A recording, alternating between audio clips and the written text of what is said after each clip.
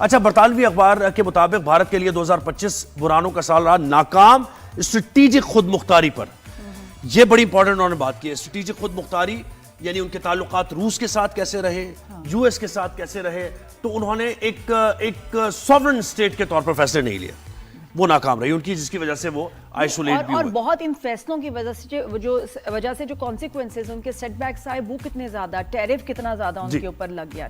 وہ تھا پھر ٹریڈ کرنے پہ بہت سارے ممالک پیچھے ہو گئے, اور امریکہ کا یہ پریشر کہ جی آپ رشیا سے آئل نہیں لیں گے, جو سستا لیتے تھے اور پھر آگے بیچ رہے ہوتے تھے. اس کے علاوہ ایک اور بہت بڑا سیٹ بیک, B2 ویزاز جو ہے ان کو اب ریفیوز کیے جا رہے ہیں, جس کے اوپر ان کی بڑی اکانومی چلتی تھی کہ لوگ ایسے لائنوں میں جا رہے ہوتے تھے باہر کے. یو ایس میں B2 ویزا جو ان کو مل رہا ہوتا تھا وہ ختم ہو گیا, اور پھر ریورس جو امیگریشن ہے اس کا بھی وہ شکار ہو رہے ہیں. تو بہت سارے سیٹ بیکس اور چیزیں ہیں. بالکل ایسے. تو ہمیں جوائن کیا ہے جناب جوہر سلیم صاحب نے, جو کہ فارمر فارن سیکرٹری ہیں اور بڑا تجربہ, وسیع تجربہ ہے. شکریہ جوہر صاحب, آپ نے وقت دیا ہمیں رائز اینڈ شائن میں. سر, یہ جو فائنینشیل ٹائمز کی جو رپورٹ آئی ہے, اس میں پہلا سوال ہمارا بڑا امپورٹنٹ سوال یہی کہ کیا پاک بھارت کشیدگی کنٹینیو کرے گی آنے والے سال میں, یا کوئی رابطہ ہو سکتا ہے, کوئی برف پگھلے گی, معاملات کچھ بہتری کی طرف جائیں گے؟ ہینڈ شیک کے بعد آپ ایسے جی مطلب بالکل ایسے ہی سوچنا پڑ رہا ہے اس بار.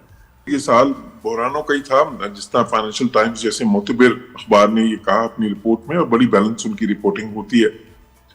تو یہ اس لیے ان کے لیے بحرانوں کا سال تھا, مشکل سال تھا ان کی ڈپلومیسی کے لیے, کیونکہ ان کی جو ایک اسٹریٹجک ہپوکریسی ہے جو وہ اسٹریٹجک آٹونومی کے نام پہ پریکٹس کرتے ہیں, وہ ایکسپوز ہوگی دنیا کے سامنے. کہ وہ ایک طرف جو ہے روس سے تیل لے کے بلیک مارکیٹس میں بیچ رہے تھے, اور جو یوکرین کاز ہے پورا مغرب کا, اس کو نقصان پہنچا رہے تھے. دوسری طرف مغرب کی ہی وفاداری کا دم بھرتے تھے, اور چائنا کے خلاف کہ جی ہم کاؤنٹر ویٹ بنیں گے آپ کے. لیکن ساتھ ہی ساتھ چائنا کے ساتھ بھی وہ پینگے بڑھانے کی جو انہوں نے ایک ناکام کوشش کی. تو دوسری طرف ایران کے ساتھ جو ہے ان کے تعلقات وہ بھی ایکسپوز ہوئے. ان کا بہت زیادہ جو ہے نا کہتے تھے ہم آپ کے اسٹریٹجک پارٹنر ہیں, اور جب وقت پڑا ایران پہ تو بالکل جو ہے بلکہ ان کے خلاف انٹیلیجنس کوآپریشن میں شامل تھے اسرائیل کے ساتھ.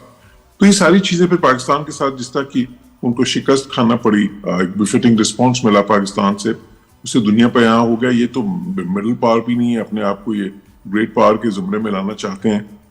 تو بالکل جو ہے نا وہ ان کے لیے ایک ری تھنک اب ہونی چاہیے انڈیا میں. اب یہ جے شنکر کا جو رویہ تھا, جو یہ چانس میٹنگ جو ہوئی, جو کہ ایک سیڈ اوکیزن پہ ہوئی بنگلہ دیش میں, تو اس میں تھوڑی سی ایک تبدیلی ایک نظر آتی ہے, کیونکہ یہ جے شنکر بڑے ہیوبرس کا جو ہے نا ہمیشہ شکار رہے ہیں. ایک بہت ہی مغرور قسم کا انہوں نے رویہ اپنایا, اور اس خطے کے ممالک کے لیے تو خاص طور پہ وہ اس طرح بہیو کرتے تھے جس طرح وہ کوئی جو ہے نا ایک باقی سارے ان کی سبسروین کنٹریز ہیں اور وہ یہاں کی گریٹ پاور ہیں. بالکل. تو وہ جو ہے نا یہاں کی اسٹریٹجک ڈومیننس جو قائم کرنے کی کوشش, جو کہ ناکام ہوگی. بنگلہ دیش کے ساتھ بھی ان کے تعلقات سے آیا ہوا, پاکستان سے تو شکست کھائی انہوں نے, نیپال کے ساتھ بھی ان کے تعلقات اس طرف اس وقت جیسے ہیں, سری لنکا کے ساتھ بھی, مالدیوز کے ساتھ بھی. تو یہاں پہ کسی نے بھی قبول نہیں کیا اس بالادستی کی کوشش کو.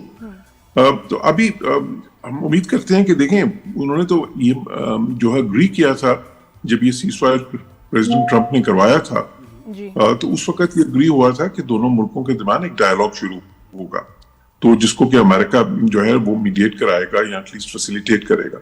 پھر بعد میں انڈیا اس سے وڈرا کر گیا, اس انڈرسٹینڈنگ سے ریگل آؤٹ کر گیا.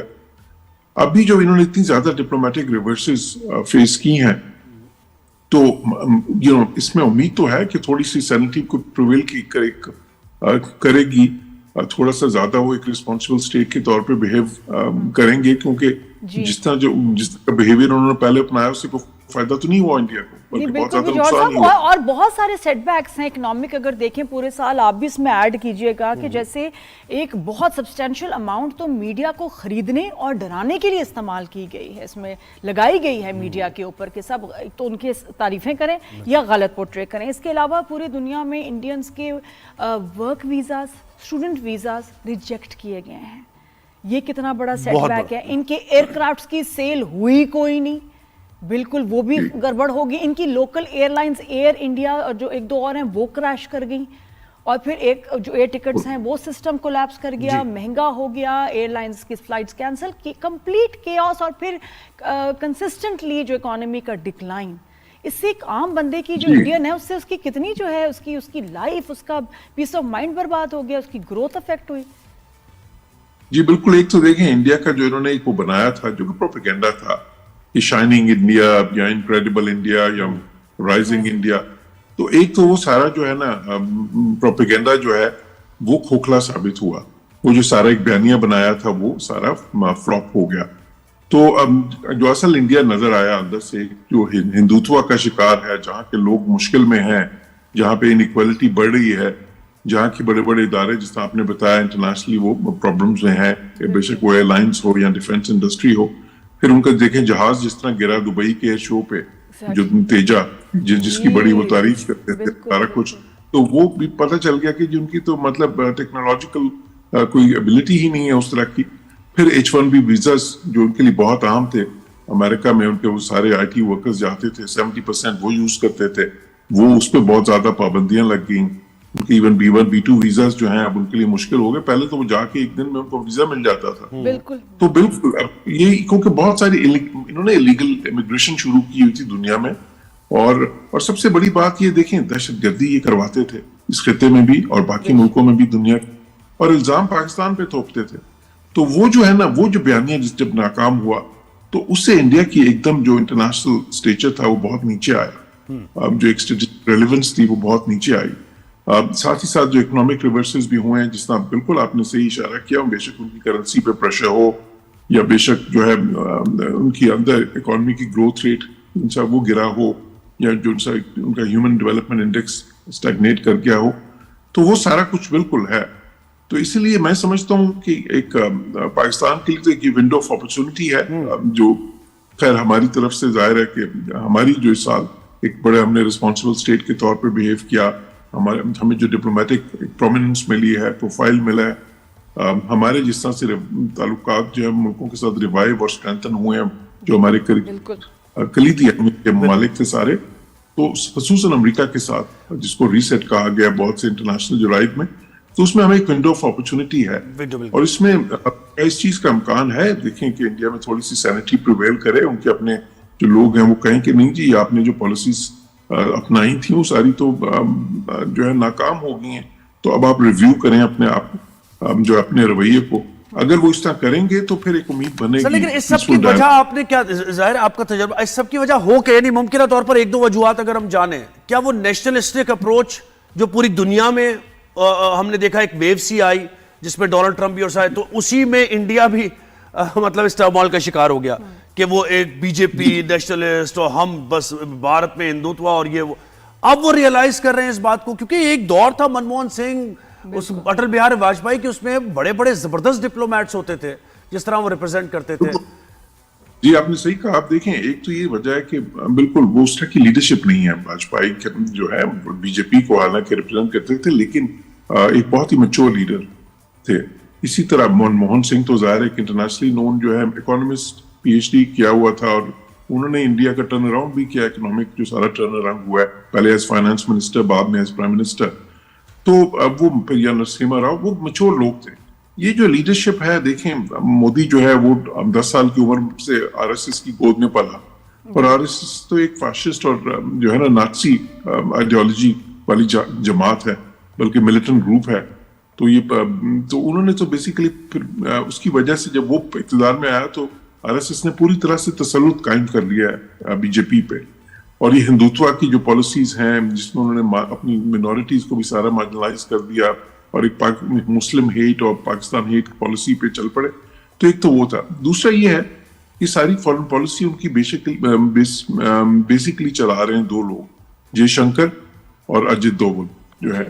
اب وہ جے شنکر یہ پہلے فارن سیکرٹری بھی رہے ہیں، جب فارن منسٹر بنے تو یہ ایک تھوڑا سا ان کے ذہن میں پتہ نہیں کیا آ گیا کہ ہم شاید بہت بڑی پاور بن گئے ہیں. انہوں نے ایک بہت ہی زیادہ ہوبرس کے ساتھ بہت ہی زیادہ ایک جو ہے نا کانڈیسینڈنگ رویہ اپنا لیا. اور پھر جو اجت دوول کی پالیسی تھی آف سو کالڈ آفینسو ڈیفینس کی، وہ پالیسی تو کیا تھی کہ جی ہم نے کمزور کرنا ہے پاکستان کو پراکسی آرگنائزیشنز کو ہیلپ کر کے. وہ پراکسی آرگنائزیشن کیا ہیں؟ دہشت گرد تنظیمیں.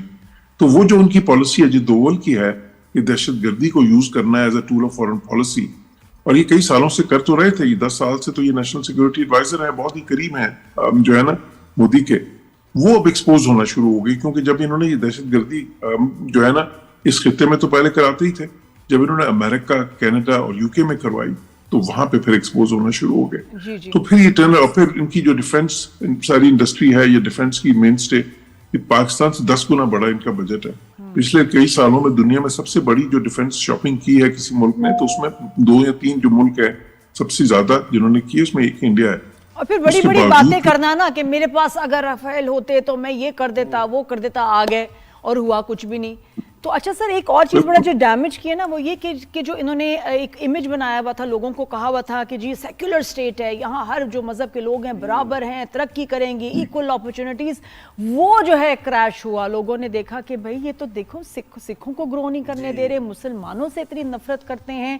बांग्लादेश का भी फिर वो एक गुस्सा लोगों को तकलीफ है, नेपाल में जो कर रहे थे उसकी तकलीफ है, तो वो भी लोगों को पता चला कि ये तो बहुत ही बायस्ड हैं, एक्सट्रीमिस्ट हैं हिंदू जो हैं, और ये इस मुल्क में सेफ ही नहीं है। थैंक यू सो मच जौहर साहब, बहुत शुक्रिया।